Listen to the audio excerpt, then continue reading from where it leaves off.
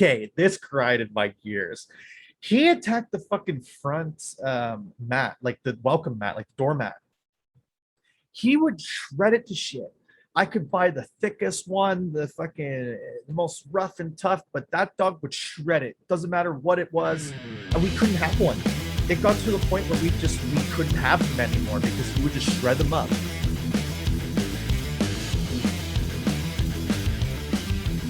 Welcome to another episode of the Canadian Talkin Shop podcast. I am your host, Stu Francis, and joining me today is my co-host. And normally I would just say something funny about him leading into him, but today is more of a serious conversation that we're having. But my co-host, Mike Berikoff, what's up, brother? Not much. Having a great day today, but kind of taking it easy too.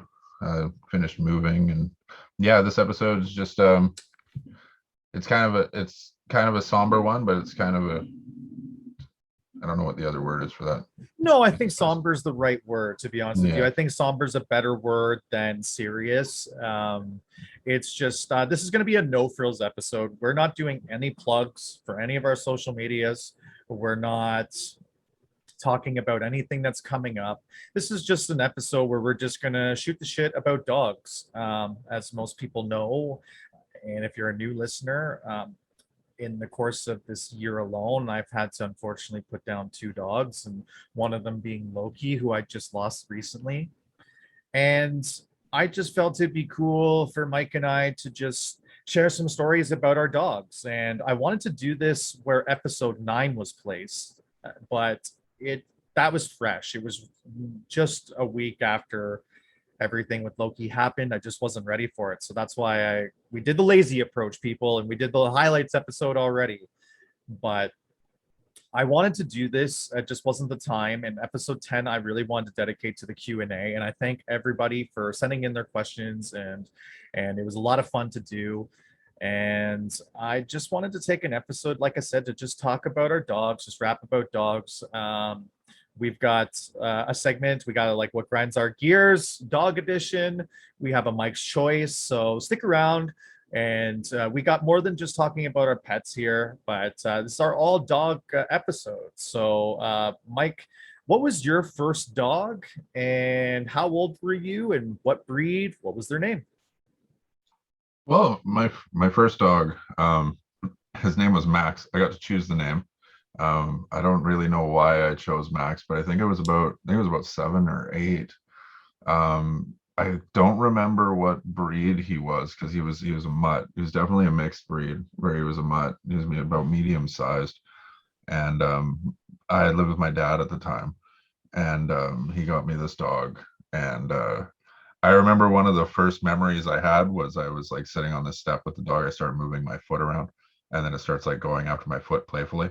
Like, I don't know if you've ever had a dog that does that, but I guess most of them do if you encourage them to. But yeah, so like that was like my thing, playing with this dog. And then my dad had built a lead for it. So like it had a collar on and then a leash that went up to like a cable so it could run up and down from like this one building to the other building or whatnot. So, but yeah, it was a really cool dog. I had that dog for about, I think 3-4 years. And then when I left my dad, I didn't end up getting the dog. He just gave the dog away. So that one was kind of hard for me. No shit, because there's no finality to that, you know. Yeah, and it was always told when I left that I'd be able to take the dog with me when I, if I came back to get the dog. And so when it was planned, I just couldn't have the dog because he had given it up. So he like made that choice, and I don't even know if he gave it up or if it got put down. Like, you never knew, right? So, but then like living with my mom, there was a few different animals there. They weren't really mine, but I've been around dogs pretty much my entire life. After I moved out of home, I got the dog Chevy. I remember talking about it in an earlier episode. I'm not too sure which one, but he came into my life, and then he passed away early from heartworm. And I ended up getting Tango, which was like my main dog. Pretty much anyone that knows me knew I had Tango, like how they knew that you had your dog there, Cooper, like because you had Cooper for so long, right? So, someone that hasn't seen you in like 3 years would be like, hey, where's Cooper? Like, she's in the car. And you got to be like, the bad news. And then there's like, holy shit, like, you know, because that dog is like your life. That's like Tango for me. I hate those And conversations for the record. Oh, yeah, it's so hard to just kind of be like, you know, and then they're hit with the same pain because they used to hang out with you during that time. Then it's like it's just brand new to them, right? But yeah, Tango was that one for me. And she was the last dog that I've had until I plan to get another one when I'm more kind of suited to do so. But and yeah, what breed lots was of she? memories. She was a pit bull cross with, I believe it was Blue Heeler. So she actually looked like a supersized Jack Russell. Like so she didn't look pit bull. And here, well, when I was in Nanaimo, when I had Chevy, he looked full pit bull. So you get people because there was a muzzle law. So they'd be like, "Oh, that guy's got a pit bull. That dog needs a muzzle." You know, finger wag, finger wag. Tango was great for this because she didn't look it. Her body looked it.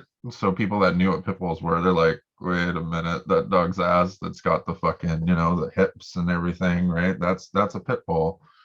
But you know, other people just thought it was like, "Oh, is that like a really big Jack Russell or something?" You know, like, but yeah, that was what was great about her. But she definitely had pit bulls. She had made a few mistakes where she attacked one dog and she actually dragged it down to the riverbed. Yeah. So I did the stupid owner thing where I had taken off her leash and we were hanging out in the driveway, and I put the leash down and I stepped on it. So I was standing on the leash instead of holding it. And this lady comes by with this little yapper dog, and she just perks up and runs right across the street. She grabbed it right by the ribs because it was just a little like Shih Tzu type dog, and fucking drags it down to the riverside. And I just see this look in her eyes, and I actually had to pry her mouth open to get the fucking dog out. I paid the vet bill. The dog was okay, but like I was like, no, you need to go get your dog checked. You know, I'm got to take responsibility for this. My dog just attacked your fucking dog, right? And like, but yeah, Tango had sometimes she gotten some shit, but she had some fun too. Like, but yeah, I remember that one where it was so scary. I was so scared for that dog's life. Like, and the lady, I ended up she had one of those retractable leashes, so I ended up wrapping it around my. It was like wrapped around my hand as I was trying to pull Tango away. So I had a big old fucking gash on my hand from that because she never let go of the leash. Well, yeah, no, of Yeah, course not. yeah, Fuck, especially because I mean, a lot of the pure pit bull breeds, they get that lock jaw when they clench into something, and you need the jaws of life to get that mouth open. So you're lucky you were able to even yeah. retrieve that dog out. Yeah, because my next step, I was, even though it was my dog, is like they say you got to go for like the eyes or some shit, and I'm like, I don't want to have to fucking do that. Cool, no problem. So do you have any pictures of Chevy and Tango that you can put up? So Tango's all on my old computer, and Chevy I actually don't have pictures of. Chevy Oh, was right around when we were all rocking the Nokia cell phones and shit, right? I figured as much. Well, So it would be like, what type of individual and human being are you? That's like, I have no pictures of my kids. It's like, are you fucking kidding me? You can take a picture of the fucking ground at any given moment, but obviously at that point in time, yeah, and Tango, I'll dig one up and I'll throw that out there. But that was on all of her stuff was on my old computer, right? and I didn't really put a lot of Facebook stuff of her on there. Um, I had a photo book that ended up getting lost in storage. So that one was kind of hard because it was a lot of solid memories of her in this photo book. I remember her as clear as day. I remember Chevy as clear as day in my memory. But as for the pictures, I don't have that many of. And when Chevy and Tango passed away, they ended up going to the SPCA. So, and from what I've heard here, there's like a graveyard where the like ones that passed away are, if you want to go visit. But it's got to be a graveyard of a lot of dogs, I'm guessing, right? So, I imagine so. And honestly, yeah, I it's don't a think they lot. do that anymore. I'm pretty sure they just cremate them. Yeah, that's what I thought, and I think that's where they spread the ashes. Then maybe that's where That's I got. probably, yeah, it's probably Yeah, where they spread the ashes. Because with Loki as an example, I said, what's going to happen to him if let's say I don't, I don't have the money for reclaiming his ashes or whatever. Like, what happens? And honestly, they just just goes. Don't know where it goes, but it don't go anywhere final.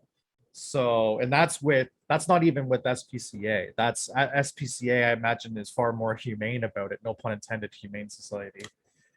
But when it comes to veterinarian clinics and stuff like that, they just ship them to a company and they deal with it. And whatever happens from there is dependent on the owner. And I've dealt with two different instances, and they were dealt with in two totally different ways. So before getting to their deaths, I'll touch on some of their life. And I've mentioned on other episodes too, but for anyone new that's listening, quick recap. So Cooper came into my life when I was around 22. So yeah, around 22. I was living in Barrie, Ontario at the time, and I was just very kind of down. It was one of the worst eras of my depression, and I've had several bad eras of depression, but that was really one of them. And I just decided one day I'm living in a situation where I can have a dog and I'm on my own and I just want a dog. No thought on the responsibility of a dog and what's involved with it. Nothing. Didn't give a fuck. Just wanted a dog. Went on Kijiji, which is like a classifieds for those that don't use it outside of Canada. It's like Craigslist, which is more universal. And I started looking for dogs and I saw Cooper's ad, and he's a boxer lab, and he was around 15 months at the time. And the picture that was used on his Kijiji is actually the very first picture I was ever given from the owner of him that I actually gave to my dad.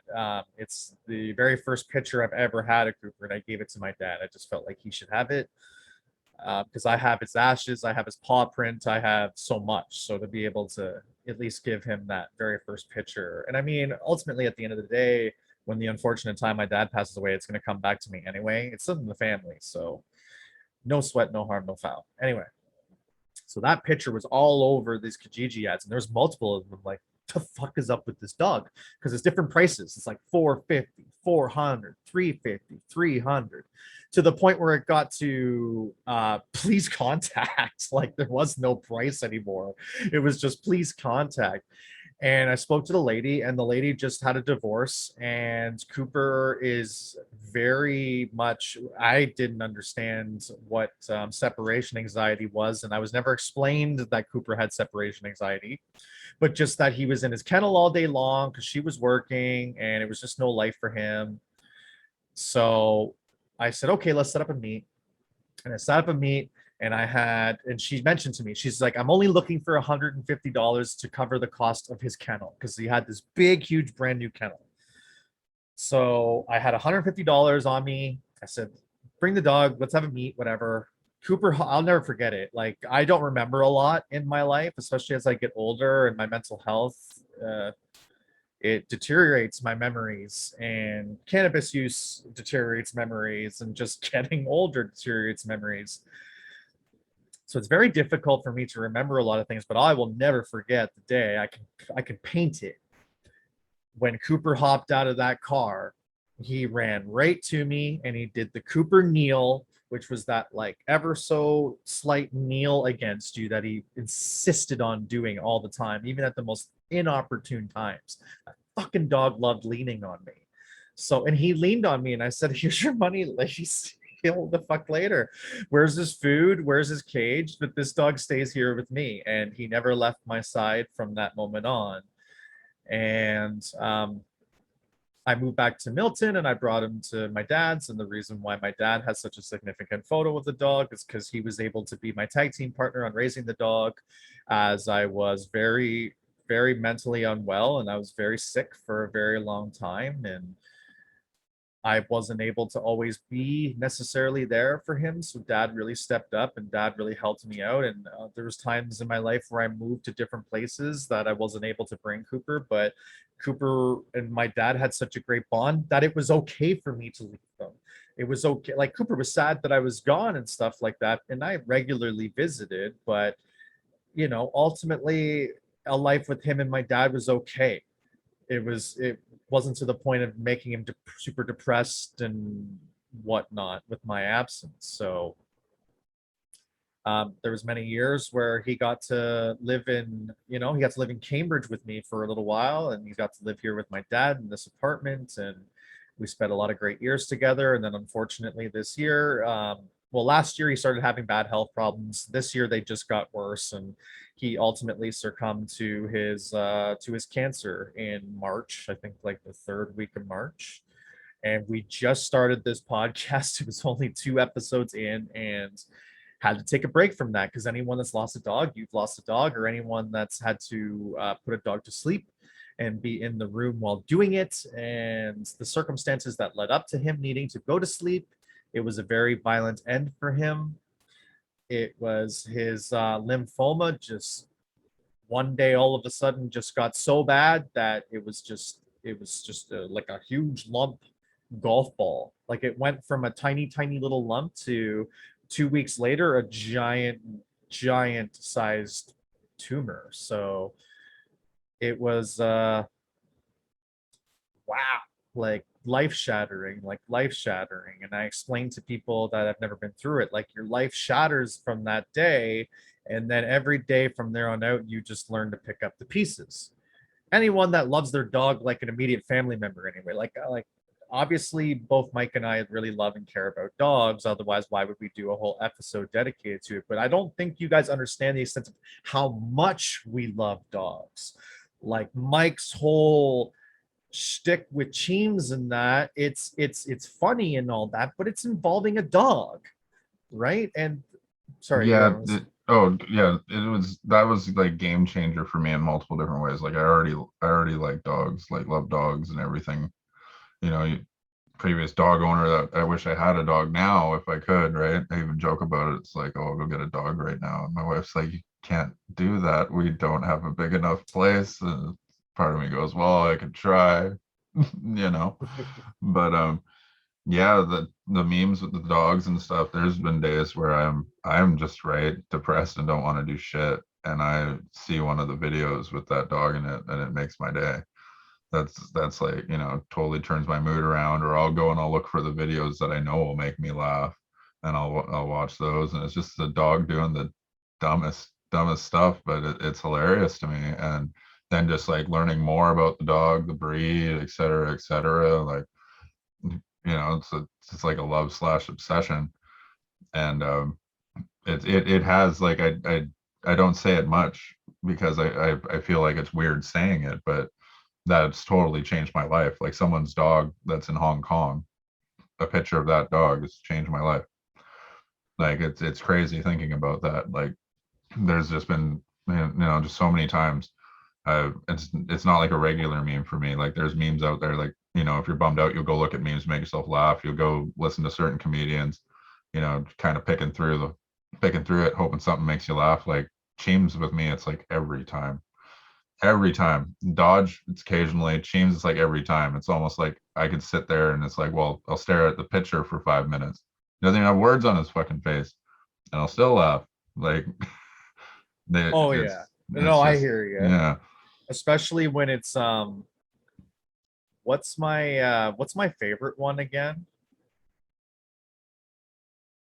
The no horny one where it's like the dog's in a shopping cart or something, and he's pointing at the Yeah. dog.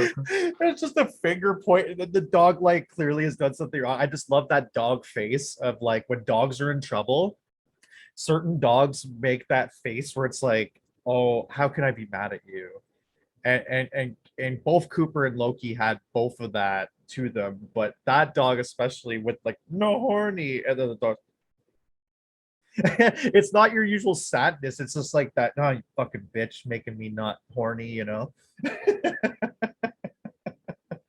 But yeah, so needless to say, Mike and I both truly really like love and care about dogs. So when you have to experience the pain of losing a dog, you either take it in a way that it hits you really hard because you just love that animal more than you love humans, or it's just whatever to you because that is just an animal. And some people are like that. Some people are conditioned to say whatever, is just a fucking animal, but we're not those people.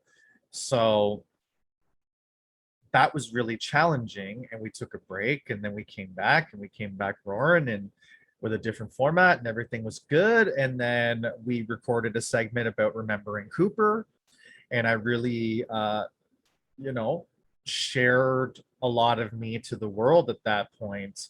And it gathered some attention from a very good friend now, Sarah, who owns. We're actually going to be highlighting some dogs' profiles that are in need of adoption. So look out for that coming soon from Traveling Tales K9. So anyway, Sarah reached out and she commented, says, "Why don't you foster?" And then showed me a picture of Loki, and I'm like, I can't foster. Here's my situation, work, and this and that. And she was right. She said, she's like, this dog's perfect for all that. And Loki was perfect for all that. And Loki was this big, beautiful black bear. I used to call him, or skunk, because he had the white stripe, but he had this big bushy black tail. But just like the nature of him was very skunk like, so he got nicknames like Loki LePew and stuff like that, because he was just so, it's just, I don't know, it's just the stupid things you do. Any pet owner knows that you're going to give that dog 20 fucking names other than its own name, and none of them are going to make any sense. So look, he was just so loving and just so beautiful, and just the way he looked at you with such adoration and just love. And it's like, how could I not? So, but unfortunately, what happens in this game for rescues is that rescues aren't always told all the information. And shelters will look to say whatever it takes so that they don't have to euthanize that animal.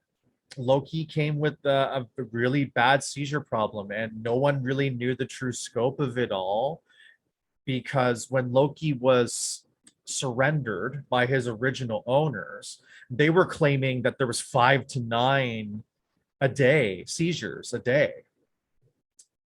When you first intake, you don't know at the shelter. They could be saying whatever. Unfortunately, a lot of people lie about why they surrender dogs, and they figure if they use a situation like that medically, that you'll take the burden off of their hands. But in all actuality, maybe you just didn't want the dog anymore, and you just didn't feel like being the goof fucking prick that you are and saying, I don't want this dog anymore, here you go. So they had to wait to see. And then Loki did experience some with his foster, but they were just a couple, and then they started him on medication and then whatnot. But the problem was is he suffered from clusters, and they just didn't stop. And we had a bunch of them with me. I don't fault Sarah or nothing like that on this. We just didn't know. And like, honestly, people don't understand how much goes into rescues, and that's why I'm so keen on wanting to help her rescue specifically, and do different profiles and record different profiles of different dogs that are looking for their forever home.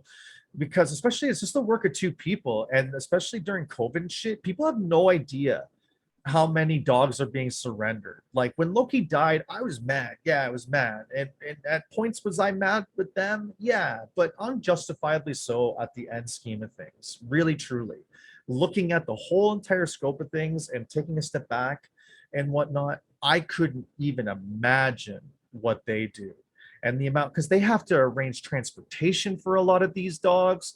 And that's another thing, there's a whole transportation side of things that require volunteers and stuff like that. So I'm actually signed up as a volunteer for one of them. And when I do have some off time, I do want to help transport some dogs and whatnot. But it's so much. Like I'm just learning just based off of Facebook and getting friendly with Sarah and whatnot. It's just how much goes into this shit. So much goes into this shit. There's literally not enough help in the fucking world. Because especially during COVID, everyone thought they could just get a dog during lockdowns. And then when lockdowns were over and they realized all the work that goes into dogs, dogs are being surrendered at a fucking rapid rate. And it's a lot. So unfortunately, Loki just had too much going on, and I had to make the call. And Loki was destined to come to me, to, even though it was 30 days, to have the best 30 days of his life, to have some finality, to have love, like unconditional love. Like I loved that dog. I don't care if I only had him for 30 days. I loved that dog. Loved him immensely and miss him tremendously. And when he died, it actually fucked me up more losing Loki than it did losing Cooper. And not that there's a competition, but I liken it to Cooper was like a family member that's been around till their 80s and had terminal cancer and unfortunately passed away, but lived a long and beautiful life with tons of great memories. And then imagine 5 months later, you're taking on the responsibility of a new animal and you're now a new dog parent and you're wanting to do things differently. You're wanting to do things right. You're at a better place in life. You want to do for Loki what you weren't necessarily doing or wanted to do for Cooper, right? Because you're at a better place in life. You're just at a better place in life mentally and physically and spiritually and so much. And imagine 30 days later, you're then in the clinic with the needle going into their paw or into their arm. And if anybody's never seen it, if you've never seen just them putting in the catheter into their arms, they take the dog out of the room, put the catheter in their arm and bring them back to you. So you have that whole lead up of being in that room, knowing that they're about to die any minute now. And then they take them away for a second and you know they're about to put something into their arm that they have no idea what. And then they come back to you and they're so confused and they have no idea what's going on. And then you're injecting them with something and then all of a sudden they just stop breathing. You've never been a part of that. You have no fucking clue. None. No fucking idea what that's like. And I say this from a place of frustration because if you haven't been a part of it, you don't fucking know. And that shit carries with you. That like it carries with it. I am haunted by Loki and Cooper's fucking deaths every fucking day. The severity of how it haunts me, it doesn't decrease in time. It's just there's some days that are better than other days. But it doesn't, like, even now with Cooper, sometimes I'll just be randomly sitting there and I will flash back to the immediate moment where his life stopped. And with Loki, it's even more fucked up because he was 2 years old and we were supposed to have a life together and we didn't get to have a life together. So 30 days after accepting a dog into my life, after not quite being ready, after 5 months of losing one of the loves of my life in Cooper, you heard me. I sent you the voice notes and stuff. But when he died, like I screamed in that veterinarian office. Like I bellowed, I howled, I yelled. I just like anything that you got amplified like by 1,000 in the clinic. Like it was just so like my heart was ripped away that day. When Cooper died, my heart was shattered. When Loki died, my heart was taken away from me. And it was stomped into a million fucking pieces and it wasn't fucking fair. But like I wrote about him that night, that it was my destiny from the universe to bring him to me so that I can take the pain so he doesn't have to be in pain anymore.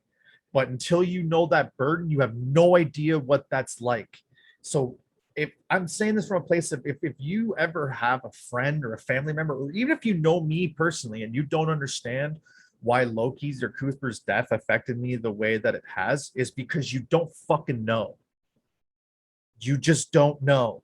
The whole entire process from making the call to end their life, from the moments leading up to the appointment of ending their life, to the spending every waking moment doing whatever you can knowing that it's about to end, and then going into that room with the fucking catheter in their arm, with the poison going into their body, and with their heart stopping.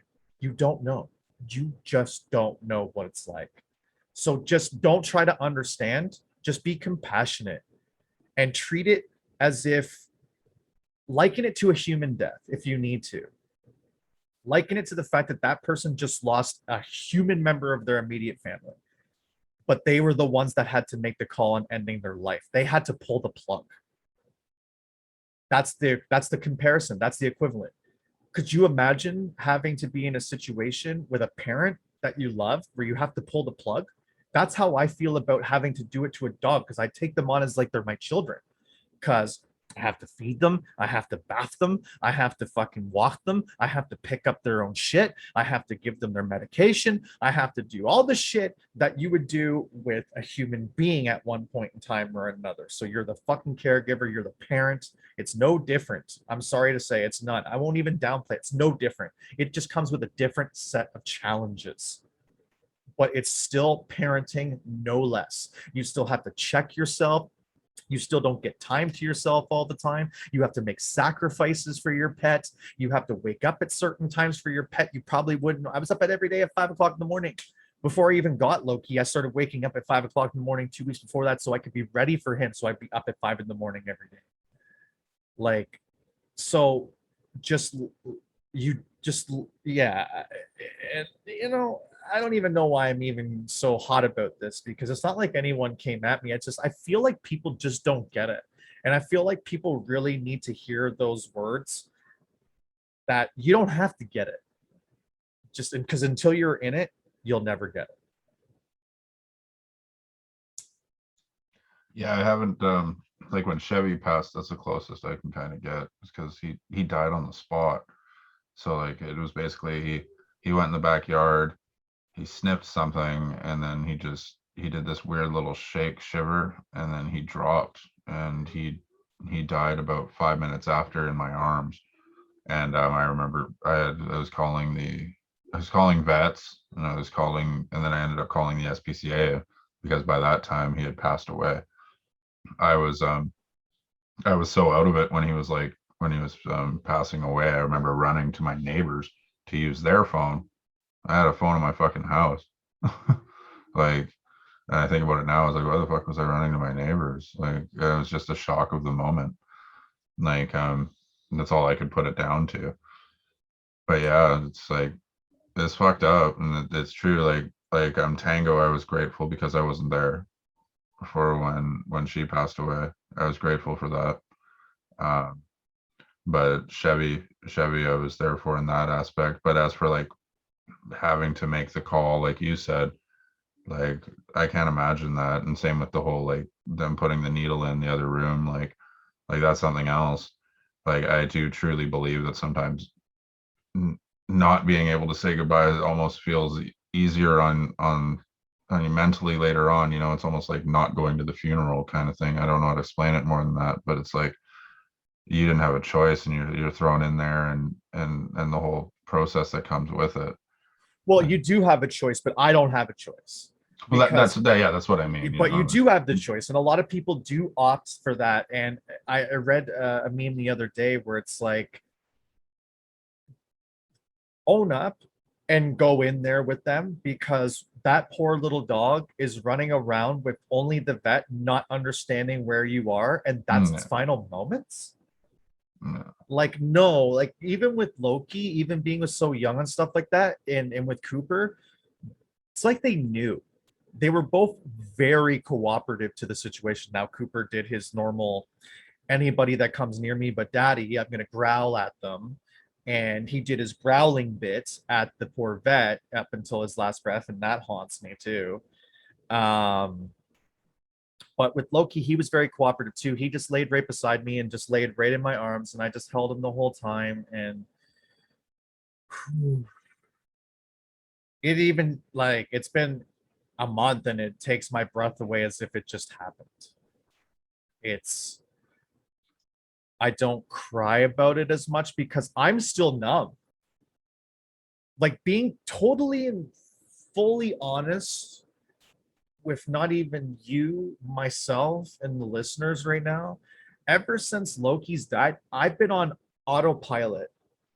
There's been times where I've been a little warm and a little more myself and a little more jovial, a little more joking and stuff like that. And I've had moments of even less.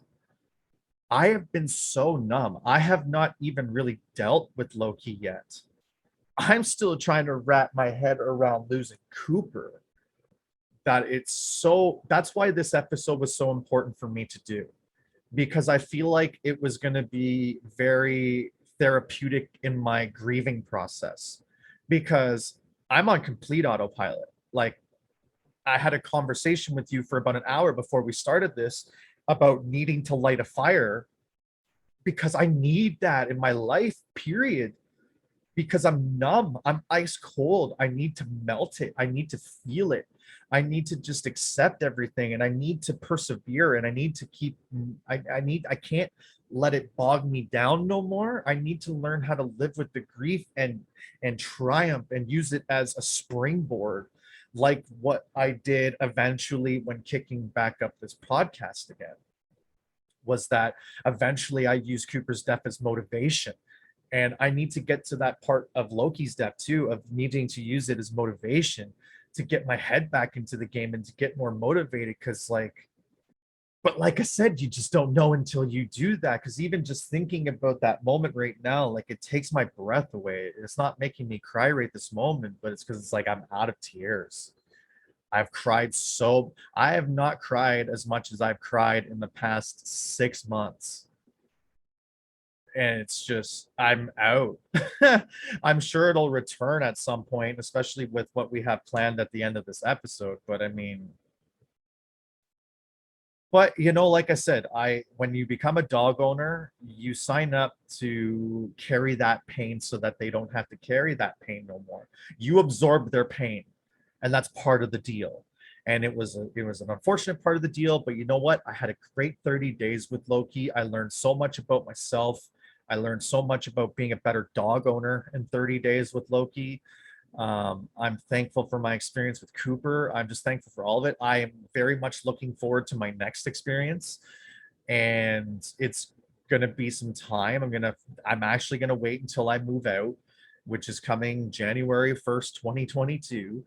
And I'll take some time in my new pad and I'll put it together, and then I'll decide then. But I want a pair. I want two this time. There's going to be some conditions. I can't do the whole, crippling anxiety if my presence isn't near them. It's they need to have some independence and whatnot. But anyway, it just feels like a right time, since we're sharing moments of just what grinds our gears with people and the way they handle dogs. I wanted to do a grind my gears session about dogs. So Mike, tell me of a time or an instance or something that's repetitive that grinds your gears about dogs you have owned in the past. Okay, so one of the ones that a funny one that my dog used to do, I can't say it necessarily grinded my gears, but it was fucking weird, is when I'd be gone from the house, if it didn't like the fact I was gone and I could tell, like was whining more or whatnot, like I'd let my dog out to use the bathroom and everything, and it would go. But on certain days it would take what I'd call a defiant shit, and it would shit on something, like the arm of the fucking couch right on the edge.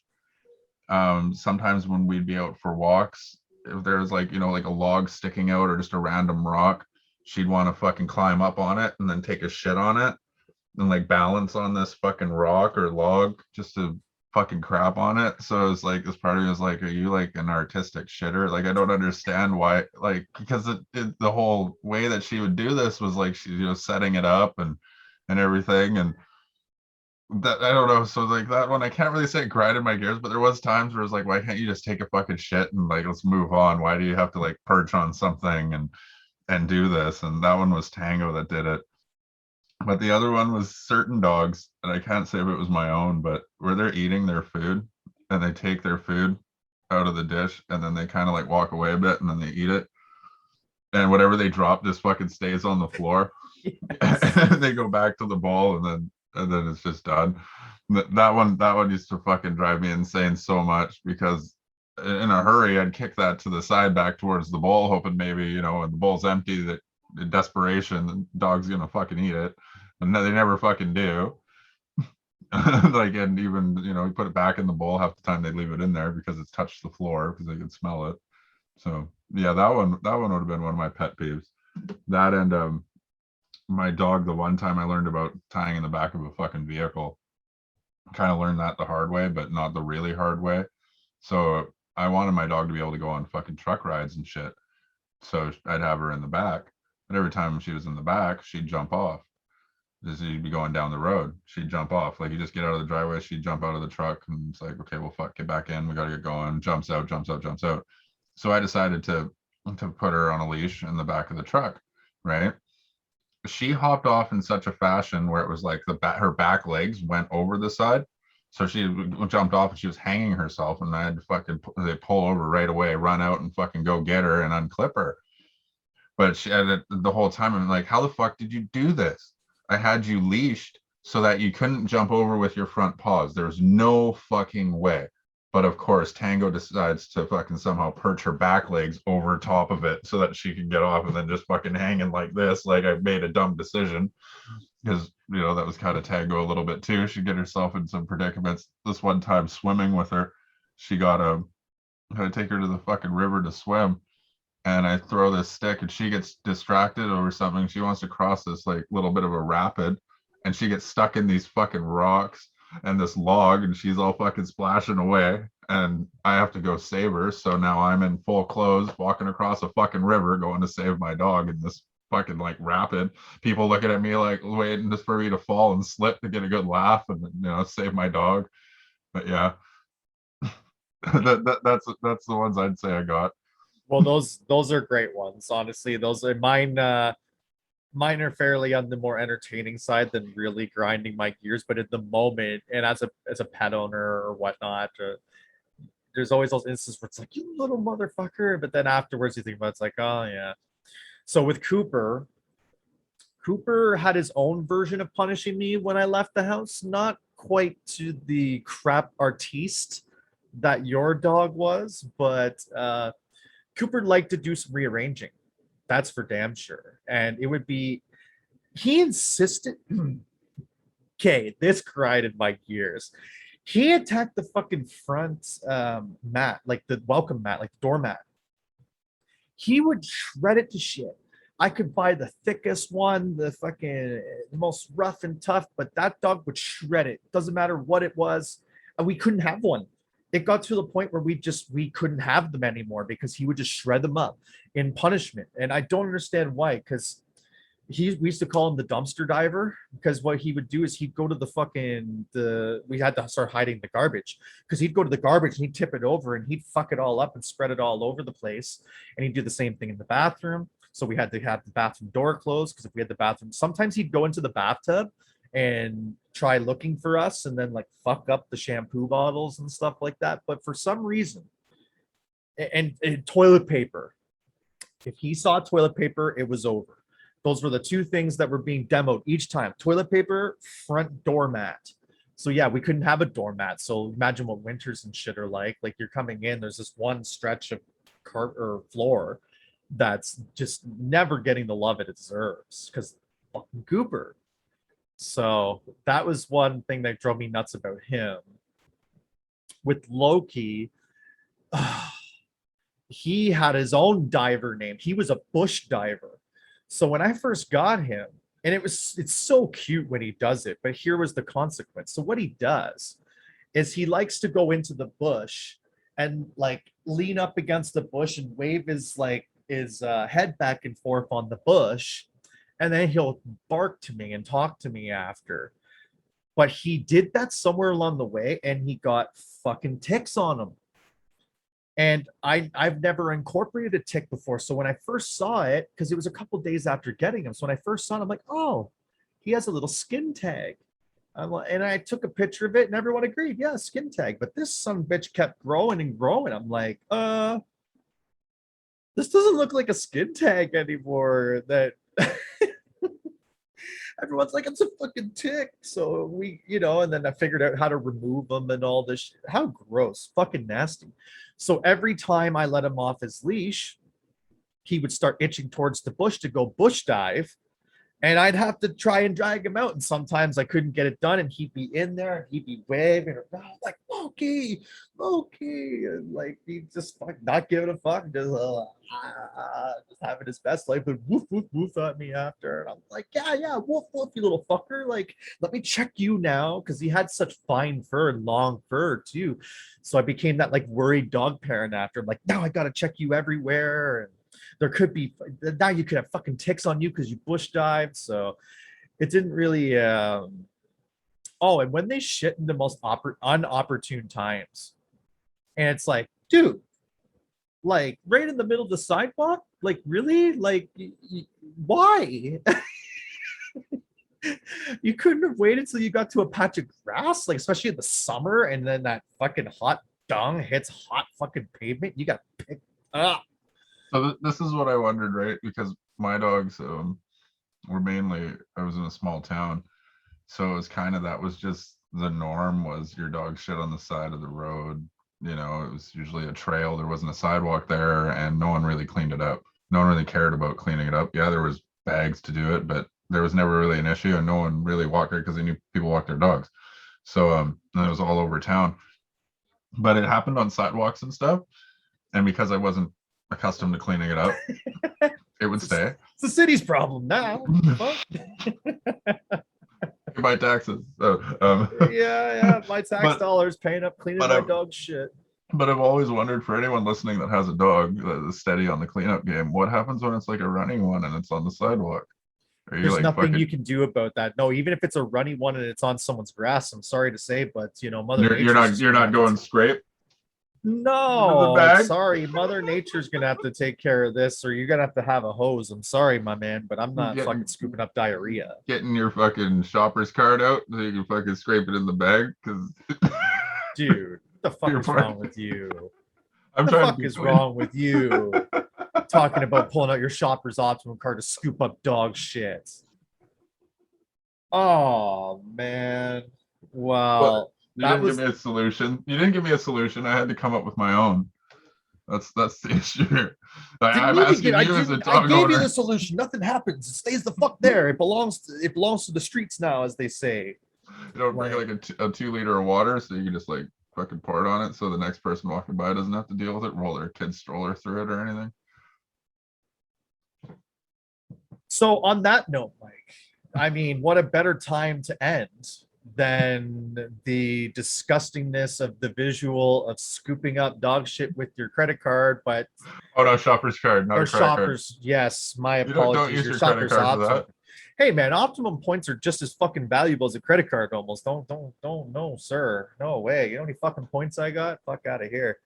But anyway, at this point, honestly, we just wanted to have a fun conversation about dogs this week. And we know things have been a little off kilter from what we normally do. And we appreciate the listeners and the viewers that have stuck around with us while we've had a highlight episode and while we had a Q&A episode, and now an episode dedicated strictly to dogs. Episodes 12 and 13 in the future are looking very bright, people, because while we haven't been maybe putting out the best foot forward on our shows, there's a lot of cool things behind the scenes that have been taking place for us, and there's a lot of people that we're going to get on the show and talk to, and there's going to be a lot of great new content that's going to be coming out in the future. So just look forward to the next few episodes. And Mike, you've actually done something very kind for me, and you just didn't have any photos for your own dogs, but I asked if you could put together a video tribute for all of our dogs. And because I was the only one that had photos of dogs, you've made it for me, and I provide some music, and I have not had the courage yet to watch it. And at this time, I'm going to turn the floor over to you to start the video tribute that you did for me. For sure. Yeah, it was an honor putting it together.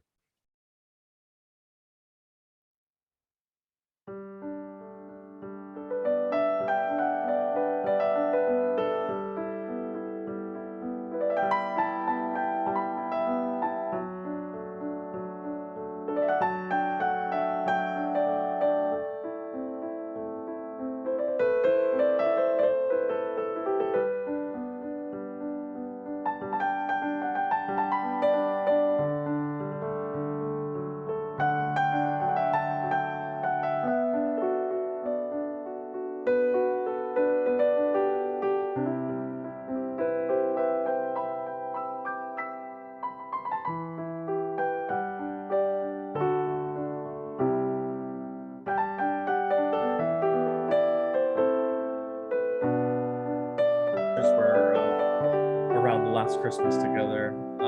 This was the year before that. He could never pose for a fucking selfie to save his life. He hated the camera. He almost doesn't even look like a boxer, that one, the attitude face. It's Yeah, just like, no, he doesn't. it's almost meme worthy. And he just loved when I snuggled him, though. I love his face on that one. He's just so happy.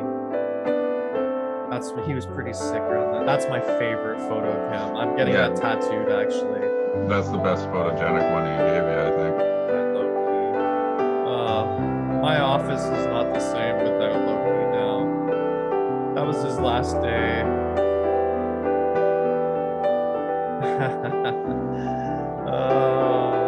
I love that photo. That's a good one too. I could barely like look at the camera for those ones. Those ones were really hard. But I wanted to do my best because he was so photogenic. Like, look at him. Yeah. Oh.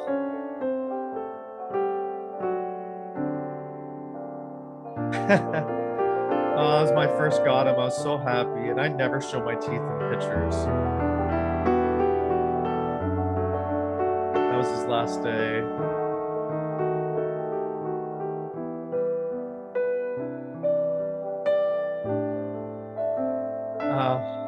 I loved when he did that. Rest on your foot. Yeah, just always wanted to be touching me or near me. It was just really sweet.